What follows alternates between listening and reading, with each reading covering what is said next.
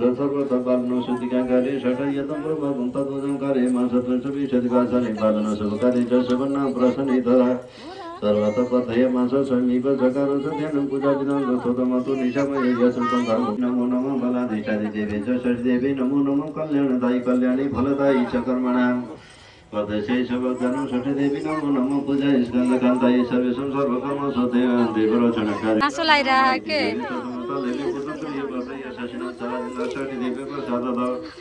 षष्ठीतोतमिदं परमं यशोऽतितु वर्धनं पुत्रलवते पुत्र वरुषजिराजीविनं वर्षमेकं चैवन्तपत्सम्भुजेन शृणुति जस्र पार्वतीमुग्ध प्रमात्या अपाबन्ध प्रसूयते वीरभगवती माता को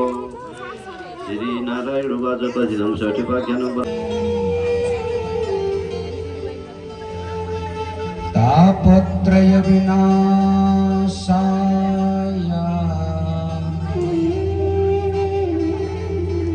श्री कृष्णाय वयं नमः। गोबरले पनि पितृ कार्य चलने भान्सा उज्यालो हुने गोरु जोतिर खेतीपाती बढ्ने गोबरले दोपर हुने गाई दान गरेर पुण्य मिलने वैकुण्ठमा बास हुने। गाईको महत्तालाई कविहरूले चाहिँ संग्रह गर्दै पनि भनेका कर्म गृहस्थले गर्नुपर्छ सदाबहार कर्म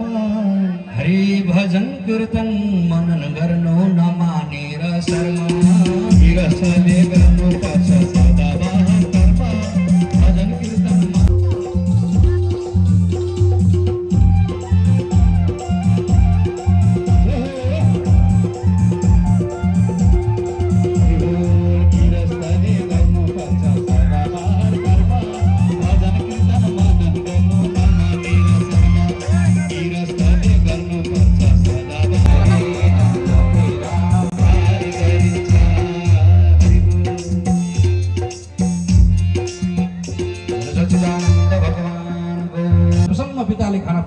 रूपमा प्रविष्ट हुँदैन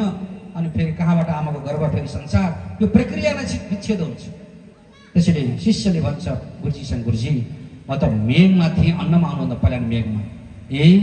मेघमा आउनुभन्दा पहिला कहाँ थियौ नि भन्दा मेघमा पनि आउनुभन्दा पहिला त म त समुद्रमा थिएँ किनकि अथवा समुद्रमा मेरा आदरणीय दाजु झर्जुर भण्डारीको र बिजुला भाउजूको शुभ संकल्प भएपछि उहाँले यो आह्वान गर्नुभयो यस्तो विचार छ भाइ बाबु भनेर दाइ भाउजूले भने उपरान्त त्यसपछि हामी सबै समुच्च भाइहरू हामी सम्पूर्ण यहाँ उसमा कुनकोटी परिवार भनेर लेखिएको छ कुनकोटी परिवार सबै हामी जम्मा भयौँ र ज्योति बालेर यस्तो दयालु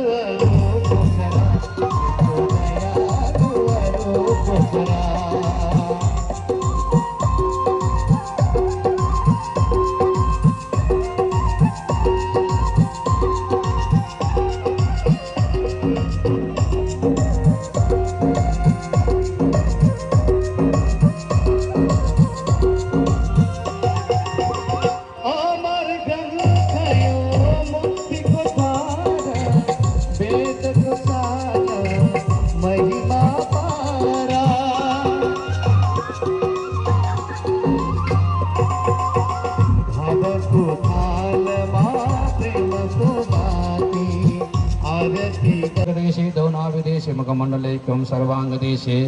श्री सप्तवारम् आरार्थिकं भक्तजनं प्रकुर्यात् राखेर पहिला तपाउनुस् भयो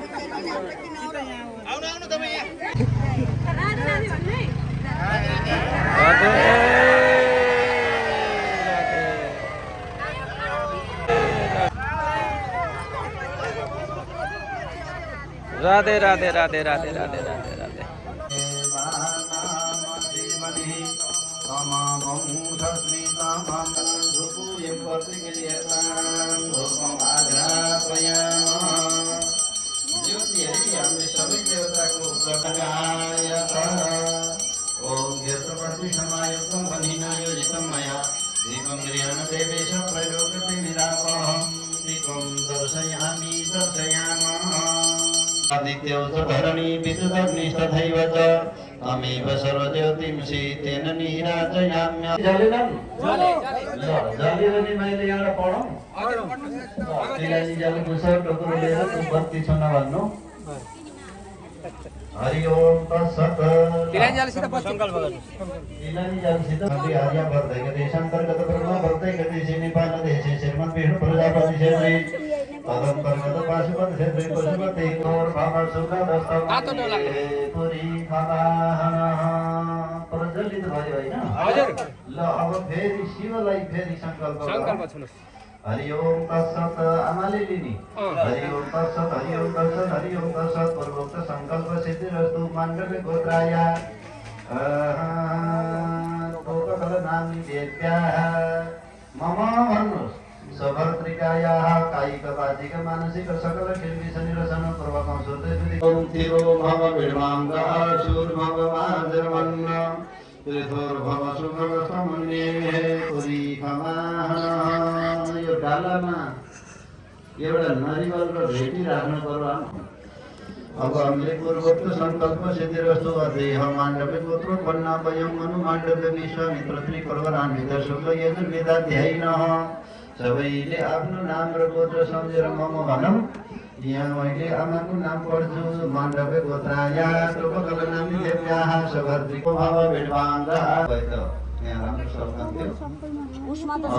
अब यो भगवानलाई यसो यहाँ ममे देवः सदा वंशी प्रियति विदिष्टस आत्रेणं वर्तते तमः श्री लक्ष्मी नारायणाय नमः अब त्यही त शिव मण्डप घुमेर उहाँ सात सरीपति गुरुलाई सोधेर कतमा छन् त्यहाँ गएर यो सल्काउनु अनि त्यो मोटो गइराखेर मण्डप घुम्ने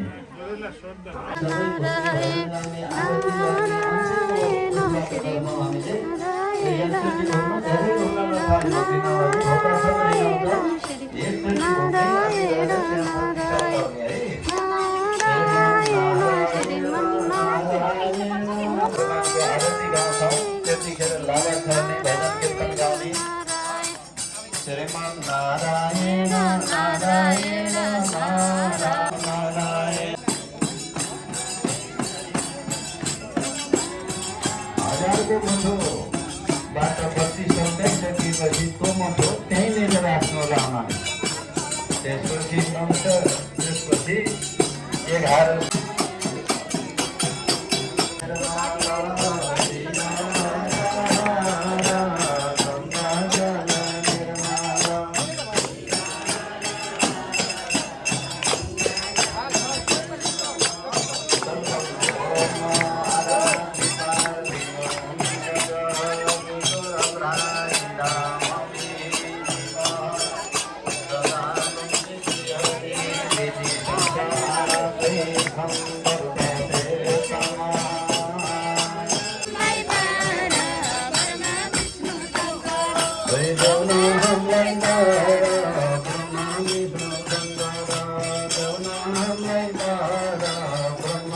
तुलसी माता को गंगा माता को गायत्री माता को सावित्री माता को सरस्वती माता को देवी भागवत महापुराण को नवाह ज्ञान महायज्ञ को भवनात्मक यज्ञ को सद्गुरुदेव भगवान को गायत्री पुरस्कार महिमा को आफ्ना आफ्ना गुरु गोविन्दहरू को सद्गुरुदेव भगवान को उपस्थित सज्जनहरू को कन्याकुमारीहरू को सती नारीहरू को पौराणिक सुतजी को व्यास जी महाराज को जनमेजय महाराज को भक्त प्रहलाद को ध्रुव महिमा को सुखदेव स्वामी को समस्त अष्टादश पुराणहरूको चारौं वेदको तोय नारायण पितृको चुडामणि पितृको पदम पानी पितृ